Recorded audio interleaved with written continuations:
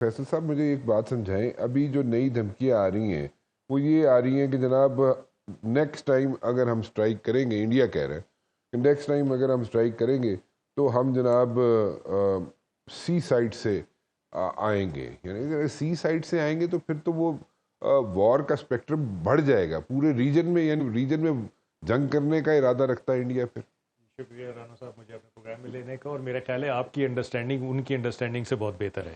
کاش یہ انڈرسٹینڈنگ اس طرح I have been trained by the best. اور میرا یہ خیال ہے کہ ان کی بھی انڈرسٹینڈنگ ہے یہ. اچھا اگر یہ نہ ہوتی تو اس دفعہ ان کے پاس پورا موقع تھا یہ فرنٹ کھولنے کا، کیونکہ ان کی پٹائی ہو رہی تھی. اس پٹائی کو روکنا تھا، اس ڈیمیج کو کم کرنا تھا، کوئی ہزیمت کا مطلب اس کو کم کرنا تھا، کوئی خفت مٹانی تھی. تو وہ اگر کرنا چاہتے تو اس وقت کر لیتے، لیکن ان کو یہ پتا ہے کہ اگر وہ سی فرنٹ کھولیں گے تو اس کے پھر کیا مضمرات ہوں گے، کیا اثرات ہوں گے. اور وہ آپ کی بات بالکل ٹھیک ہے کہ وہ صرف ایک علاقے سے بڑھ کے وہ نہ صرف ریجن بلکہ ریجن سے باہر بھی پھیل جائے گی. اور میں یہ تھوڑا سا آپ کو پھر ایکسپلین کر دیتا ہوں. دیکھیں ان کے لیے ان کا میڈیا کیا شور مچا رہا تھا کہ ان کے لیے ٹرافی یہ ہے کہ وہ کراچی پورٹ پہ اٹیک کریں گے. اچھا وہ یہ بھول جاتے ہیں کہ کراچی پورٹ کے بالکل بازو میں کانڈلا پورٹ کمپلیکس ہے جو کہ کراچی پورٹ سے کوئی 4 سے 5 گنا زیادہ بڑا ہے. اچھا ہمارا تو ایک کراچی پورٹ جاتا ہے، ان کے پاس تو آف شور انسٹالیشنز ہیں، ان کے پاس تو وہاں پہ پورٹ ہاربر ہے، آئل رگز ہیں، وہاں پہ ریفائنری ہے، ان کی میکسیمم شپنگ وہاں پہ آتی ہے اور وہاں سے جاتی ہے. تو ان کو 4 سے 5 گنا نقصان ہونا تھا، کیونکہ پاکستان نیوی کے پاس جو میزائلز ہیں یا ایئر فورس کے پاس ہمارے جو میزائلز ہیں اس کے لیے تو ہمیں وہاں جانے کی بھی ضرورت نہیں ہے، ہمیں سی میں شاید باہر نکلنے کی ضرورت نہ ہو، ہم کراچی کے اندر سے کھڑے ہو کے اس کو مار سکتے ہیں اور تباہ کر سکتے ہیں. یہ بات ان کو پتہ تھی.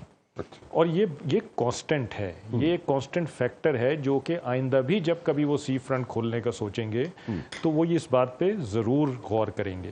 دوسری چیز، آپ کی شپنگ کو اٹیک کرتے تو ہماری تو اللہ تعالیٰ نے اتنی اچھی جغرافیکل پوزیشن دی ہے، لوکیشن دی ہے کہ ہم تو پرشین گلف کے بالکل ساتھ ہیں. ہمارے شپس نکلتے ہیں پاکستانی پانی میں آ جاتے ہیں، ان کی شپس یہاں سے نکلتے ہیں اور پورا بحر ہند کراس کر کے وہ جاتے ہیں پھر اپنی پورٹس پہ. تو ان کو زیادہ مشکل ہے اس شپنگ کو پروٹیکٹ کرنا بجائے پاکستان کے. تو پاکستان کے شپ کو وہ ماریں گے، پاکستان ان کی شپس کئی گنا زیادہ شپس کو اٹیک کر سکتا ہے بڑی آسانی سے اپنے گھر میں رہتے ہوئے. اچھا تیسری چیز، جب آپ ایک دوسرے کی شپنگ کو اٹیک کرتے ہیں تو نیوٹرل شپنگ افیکٹ ہو جاتی ہے اور وہ اپنی ری راؤٹنگ کر لیتے ہیں. اب آپ نے غزہ میں دیکھا کہ غزہ کی وجہ سے ریڈ سی میں پرابلم شروع ہوئی تو لوگوں نے افریقہ کے نیچے سے آنا شروع کر دیا، ٹائم بھی بڑھ گیا، پیسے بھی بڑھ گئے. تو پھر سی ٹریڈ اکنامیکل نہیں رہتی ہے. تو یہ بھی ایک اس طرح سے پھر یہ ریجن میں پھیل جاتی ہے. پھر غلطی کا احتمال رہتا ہے، سی میں غلطی کا بھی احتمال رہتا ہے. آپ پاکستانی شپ کو مار رہے ہیں، ہو سکتا ہے کسی نیوٹرل شپ کو لگ جائے تو وہ ملک بھی اس میں انوالو ہو جائے گا. پھر نیوٹرل شپنگ وار سرچارج لگا دیتی ہے بہت سارے ملکوں پہ جن کی ٹریڈ نے یہاں سے گزرنا ہے.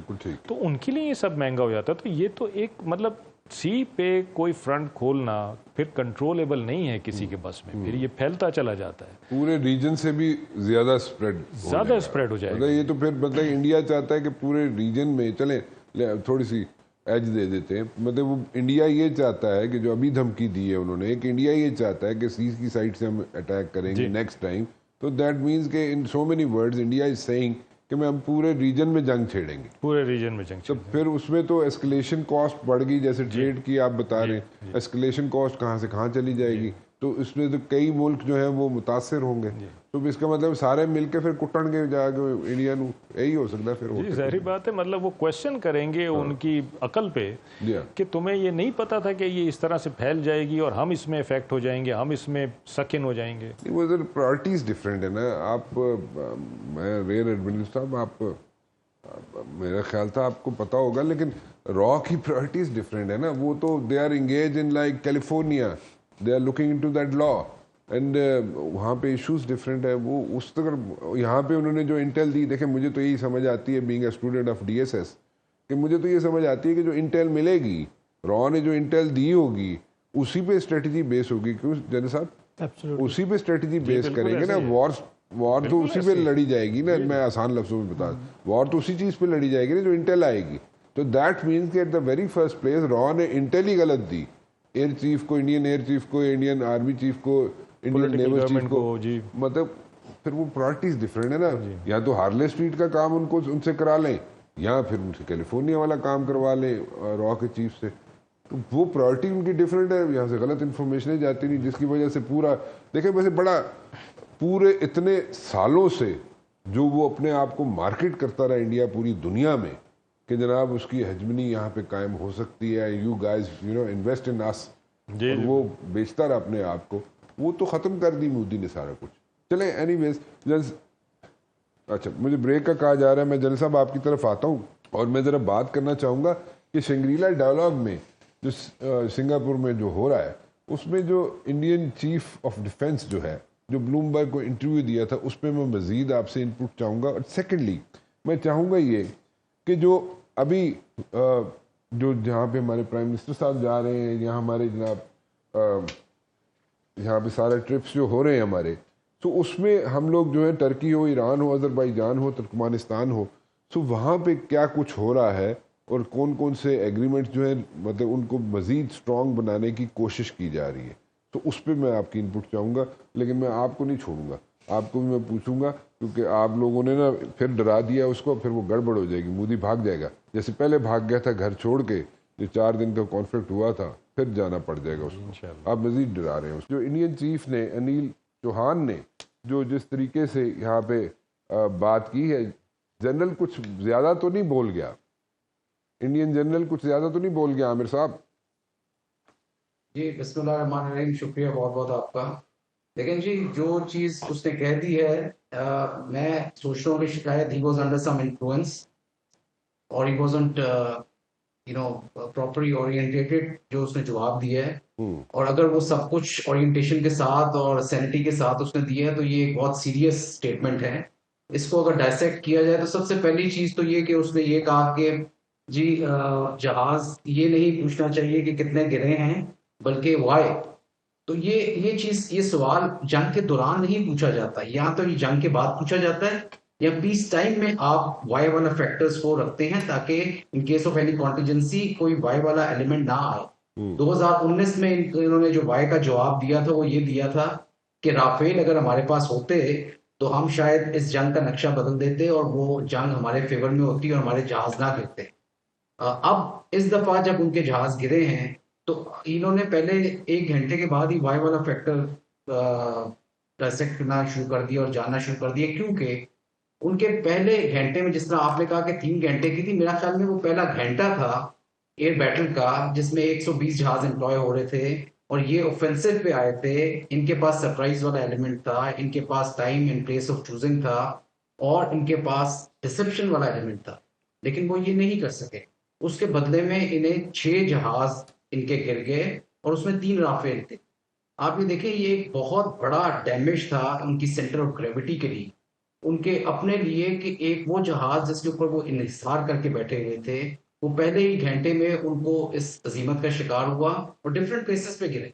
देखिए एक जहाज गिरना तो बाय चांस आप कह सकते हैं, लेकिन 2 and more than 2 is a trend. इसका मतलब है कि कोई सीरियस मसला था कि जिसकी वजह से वो गिरे। सबसे पहले तो मैं ये समझता हूँ कि मसला यही था, जो मेरे अंदाजे के मुताबिक, कि वो एक स्टैंड अलोन सिस्टम के तौर पर उसे इस्तेमाल कर रहे थे और उस लेवल की ट्रेनिंग नहीं थी जिस लेवल की एक ऑपरेशनल राफेल जैसे सिस्टम के ऊपर होनी चाहिए। और क्योंकि वो बहुत एक केपेबल जहाज है, उसके ऊपर स्पेक्ट्रा एक इलेक्ट्रॉनिक वॉरफेयर सूट जो लगा, दुनिया का बेहतरीन सूट है। मिटियोर जो है वो दुनिया का बेहतरीन मिसाइल है, और स्कार्प मिसाइल जो ये मारते हैं, जो उन्होंने एयर टू ग्राउंड में इस्तेमाल किया, वो भी दुनिया के बेहतरीन मिसाइलों में से है। तो ओवरऑल ये बहुत ही कॉम्पिटेंट और capable state of the art जहाज है। और वो 3 गिर जाने पहले 1 घंटे में एक बहुत नुकसान के अलावा मतलब शर्मिंदगी का एक मौका है उनके लिए, तो वो उनको समझ नहीं आई। उसके बाद उन्होंने वो जहाज को पीछे ले गए और वो ग्राउंड कर गए। उसके then the blame game actually started, और फिंगर पॉइंटिंग में उन्होंने राफेल की जो टीम थी वो भी इमीडिएटली आ गई जैसे ही पीस टाइम हुआ। और 4 दिनों के बाद मसला क्या है, दूसरी चीज वो ये कहते हैं सीडीएस साहब कि जी टेक्टिकल लेवल का कोई इशू था। That means he is trying two point the finger towards some tactical commanders या ऑपरेशनल कमांडर, क्योंकि he himself is at the strategic position. सो ये भी एक डिसजॉइंटनेस नजर आई। تیسری چیز جو نظر آئی وہ یہ تھی کہ ان کی جو ملٹری اور سویلین لیڈرشپ ہے اس میں ایک بہت بڑا گیپ نظر آیا تھرو آؤٹ دس وار. کیونکہ اگر آپ ایئر چیف جو ان کے تھے سنگھ جو ان کی بھی اگر آپ اسٹیٹمنٹ سنیں تو he is not at all satisfied with the action and also جو کیپیسٹی بلڈنگ گورنمنٹ نے ان کی ہے.